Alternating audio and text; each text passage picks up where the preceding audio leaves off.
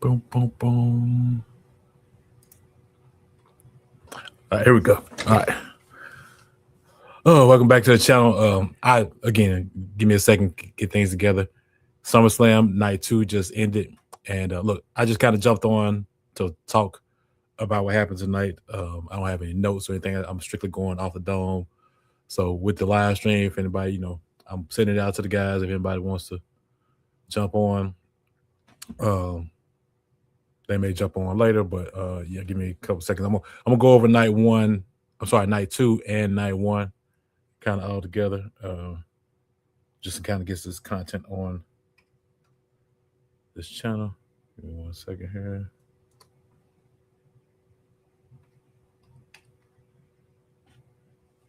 All right, why is this not letting me sign in? Okay.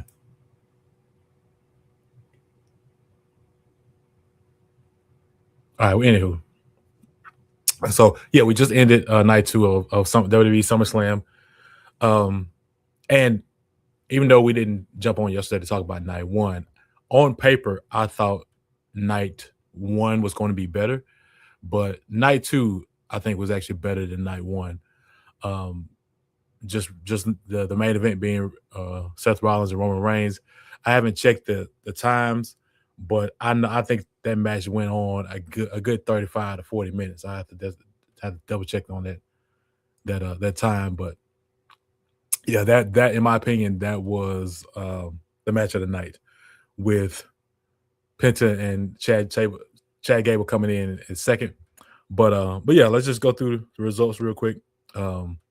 And I'll start with the opening match, which I think is, again, SummerSlam has been one of those events where we get surprises, traditionally get surprises and we didn't get a lot on night 1, but we had a few night 2.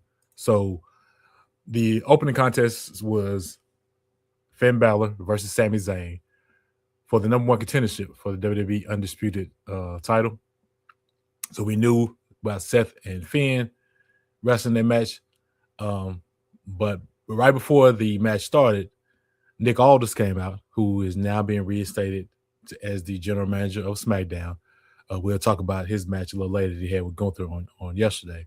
But he's now back as general manager, and he decided to add a superstar to this match. That third person to the match ends up being Gunther. Everybody's kind of confused, but he said he's doing the right thing as being an unbiased GM. But adding Gunther comes out. He comes out smiling and laughing, thinking that he got one over on us all. But as soon as Gunther gets to the ring, Nick Aldis gets back on the mic and says, "Well, I didn't say I was just adding one superstar. I decided to make this a Fatal 4 match."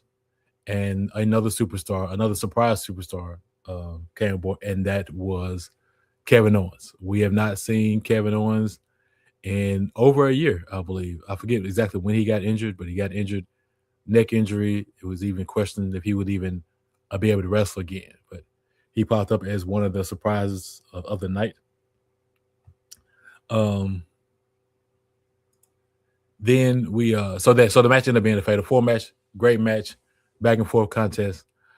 And Kevin Owens ended up getting the win. He is now the number 1 contender for the Undisputed title. And we can jump, since it's related.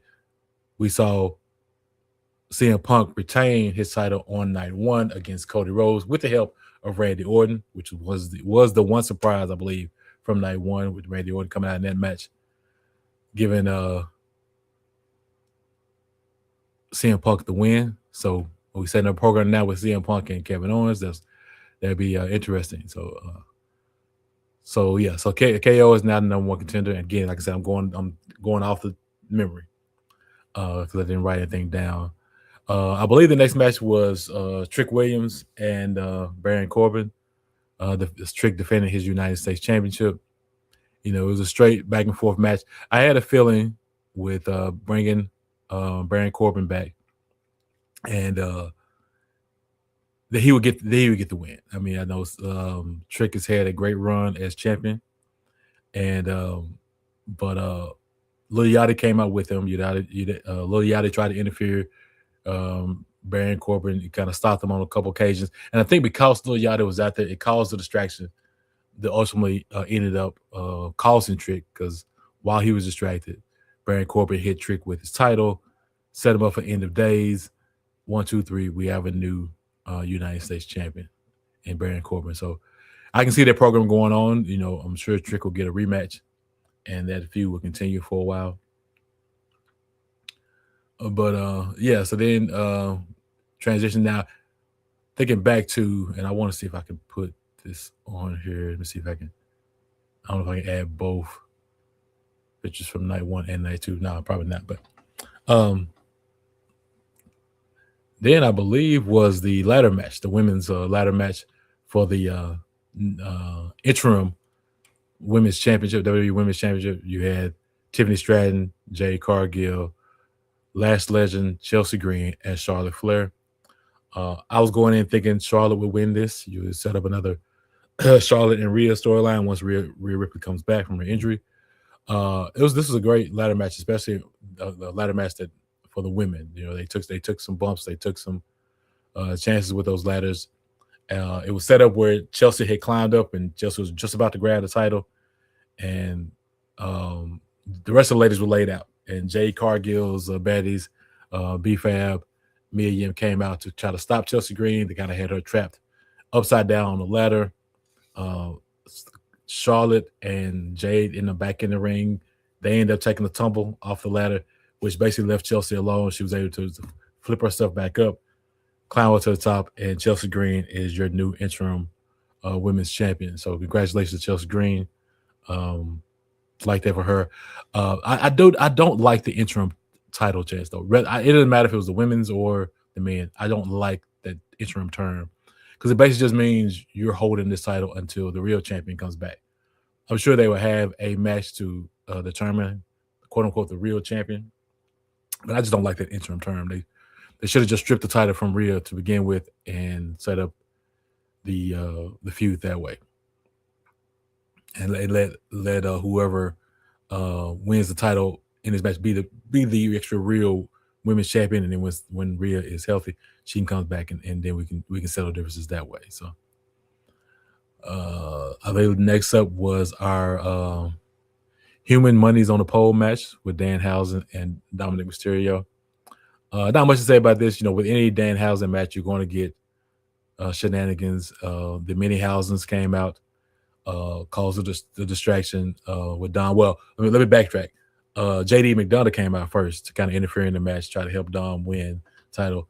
That's when the Mini-Hausens came out, and as JD McDonough was handing them a beat down, you got a Joe Hendry appearance, and ultimately Danhausen was able to climb up to the pole, get his money back. He celebrated by throwing the money out in the crowd, which was some Danhausen bucks, I think is what they call it, along with I believe some real $1 bills, but the majority of them were the Danhausen bucks. So I believe then you had so then after that you had Penta and Chad Gable for the IC title. Hey, Chad Gable being back in his home country, his home state, home city. A lot of momentum going into that match, and it was a back and forth match again. Probably the second best match on the card. Chad Gable was able to lock Penta in the ankle lock, get him to tap, and we now have a new Intercontinental champion in Chad Gable. I think Chad can put up some great matches. I think with some real good opponents defending that title. So kind of interested to see where that goes. And as I talked about the main event from the start of the show, I feel like a little bit at the beginning of the show, we close night 2 with Seth Rollins versus Roman Reigns.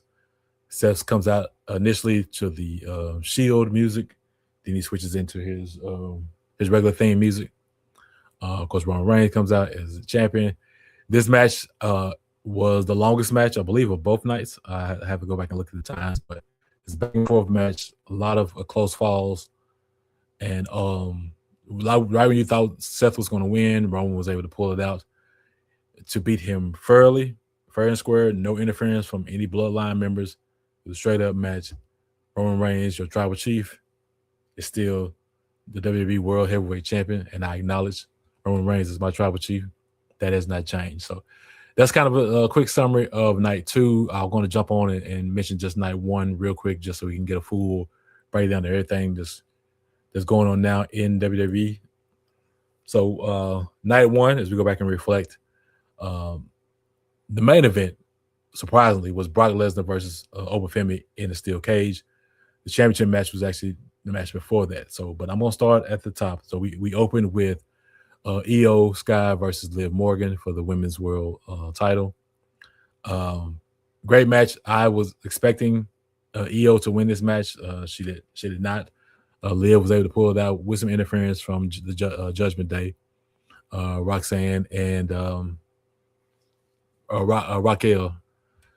And so even with them interfering, I was expecting some kind of surprise there with someone else maybe coming out to help Io.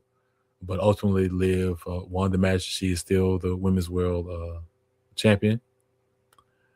You then had, I believe, Gunther and Nick Aldis in the match, which I have not seen. I've seen clips of Nick Aldis wrestle. I know he wrestled in NWA, he wrestled in TNA, but I never really saw a full match from him. But I listened to some interviews beforehand with him, and I knew that he could go in the ring. This is probably one time we're going to see him wrestle in WWE, so they went full. Was it Pops and Circumstance with his interest music? I think it's a theme music he used in TNA, if I'm not mistaken. They introduced him as the National Treasure. Nick Aldis was the gimmick that he was using a lot of times in his run against the Ring General Gunther. Good match, back and forth match. It wasn't long, but Nick could go, and Nick was able to get some moves in, some offense on Gunther. Gunther ultimately tapped him out. So Nick lost to Gunther, and with losing, he decided, and this is something that happened backstage, he decided to put in his letter of resignation for the general manager position because he felt like he had crossed the line. He went over there, but Triple H refused that resignation, saying that he did what he had to do. He handled his business inside the ring, which is what they do in WWE. So he was reinstated as a general manager, as I mentioned earlier. And because he's general manager now at SmackDown, he was able to make the decision tonight on that fatal 4-way number 1 contender match. So Nick Aldis is back as general manager of SmackDown. The next matchup, I believe, and I may have had these out of order, because actually I think the Bloodlines match, the 6-man tag, was the next match. Usos came out with Jacob, great interest with the Bloodline. Solo, Royce Keys, and LA Knight came out second. LA Knight, I feel like, had one of the biggest pops of the weekend because nobody was expecting Kevin Owens to show up today.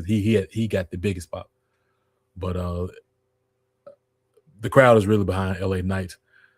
They were able to pull the win. Again, I was expecting the Bloodline to win this match, but LA Knight was able to drop, I want to say it was Jey Uso with the blunt or the BT, what do he calls that? BT, blunt force trauma. So BFT, yeah. But it's his finisher. And LA Solo and Russ Keys, LA Knight got the win. Solo was the I guess the best part of this match. He was there's very funny moments throughout the match with Solo. He actually even stopped the match one time, did the Jey Uso sign to the camera, had them replay Jey Uso's entrance, and he started eating himself, which Jey was very upset about. You could tell in the face, like, what are you doing? But that was a pretty funny moment.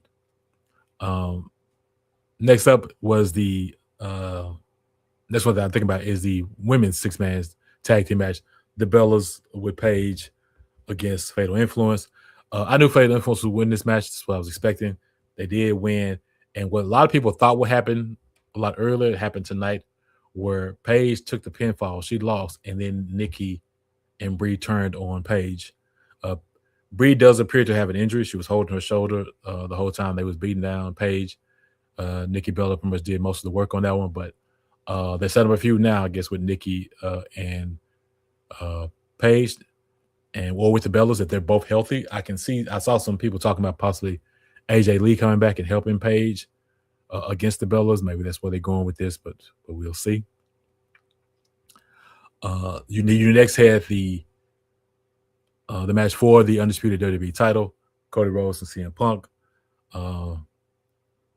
Back and forth match. Again, it was one of them things where I didn't know who was gonna win. Wasn't expecting. It didn't matter to me either. Punk or Rose, didn't matter who won this one. But we did get another surprise, as I mentioned earlier, and that was Randy Orton showed up, popped back up, dropped Cody Rhodes surprisingly. I know when Randy left from the injury, Cody was the last person he wrestled, so I get it. But I guess we're keeping Randy as a heel against Cody. He dropped Cody with the RKO, and Punk was able to get the win, so he is still the undisputed champion. And then the main event of night one, Brock Lesnar versus Obafemi in a steel cage. Um, Again, it was a brawl between two big men, back and forth. It's probably the longest match that they've had between the two. Brock toward the end of the match kind of pulled the covering off the ring to expose the wood planks. Actually dropped Oba with a tombstone onto the planks, so everybody was expecting it to be over, almost like a tribute to the Undertaker. Oba kicked out and was able to drop Brock with his finisher, the power bomb, which I was expecting to do on the actual wood planks, but he did like right outside the plank, so Brock didn't absorb that. But Oba did get the win. The match ended. Brock actually got on the mic. Brock actually raised Oba's hand, got on the mic, said that I'm the past, this is the future. So you can tell that he really a fan of Obafemi and wants him to do well. So that's how night one ended. So kind of just get read back on Saturday. Night one and night two ended tonight with Roman retaining. So we had a few title changes. We have a new United States champion in Baron Corbin. We have a new interim women's champion in Chelsea Green. And we have a new Intercontinental champion in Chad Gable. So yeah, 3 new champions coming in. Starting on, I guess the night after SummerSlam would be tomorrow night, Monday Night Raw. We are expecting Big Cass and maybe Enzo to show up. So maybe Raw would give us some more surprises. So yeah, that was real quick. Just again, your boy Q with the Black Four Horsemen podcast. Just want to drop a recap real quick of SummerSlam weekend. Please, like say, make it, leave a comment, like the video, and again, appreciate you for watching. Subscribe if you want to, and share the video if you can. So yeah, again, just impromptu recap, and I will catch you guys later. Peace.